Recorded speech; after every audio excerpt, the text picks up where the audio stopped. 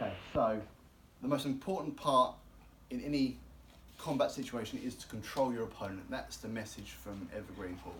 And that applies in self-defense as it does to Wing Chun. We're going to focus on Wing Chun today, but this point is quite universal. So let's start by reiterating a really important point. So if my opponent is standing in front of me, as it is once, if you want to assume an on guard, I need to control that lead elbow. If I can't control my lead elbow, or the lead elbow of my opponent, I can't control the fight.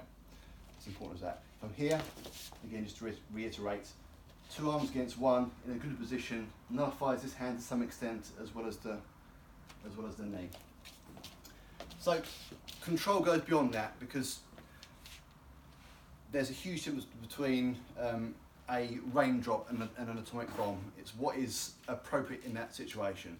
So if my opponent is young, unskilled, weaker, smaller than me, the level of force I might apply will be quite minimal. Might be a push, shove, potentially a palm strike or something quite low level, and that will escalate depending on the level of that threat. So Jason, for example, is stronger than I am, comparable height, but my level of force will be higher than that of someone who's weaker.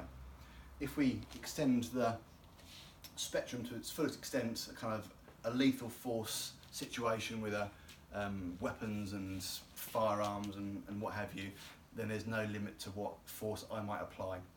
Even so, it needs to be appropriate in terms of what is in keeping with the law and self-defense. Really important point to make. So, when I am in either in a Chi-sau position or a sparring situation, the message is this. There's a clear hierarchy, which is, first of all, control your opponent, and then we can decide on the level of force which is required for that situation, which is appropriate for that situation. So let's give the example of double arm Chi-sau. So I engage with my opponent. Okay, if I'm not controlling him, he can hit me. Yeah. So for example, Jason removes one arm and tries to hit me. Okay, so you take an arm away and go to hit me. Now I can conceivably think, right, okay, I can strike now. I've got a headshot, I've got a palm strike, but I'm not controlling this arm. And if I'm not controlling this arm, and he's stronger than me, or he's faster than me, he's going to get in first. Okay? And I don't want to be trading blows with someone who is as powerful or more powerful than me. Even if someone who is weaker than me can conceivably knock me out.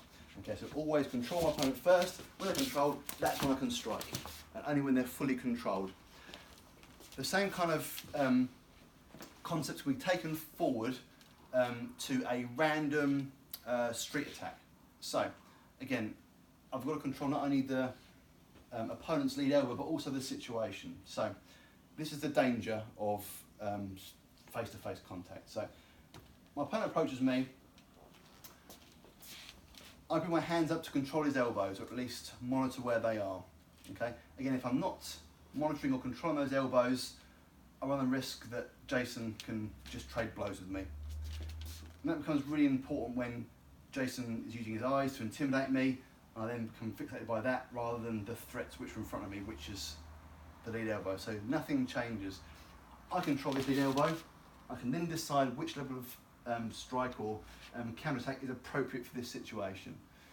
So important both for controlling and winning a fight, but also in terms of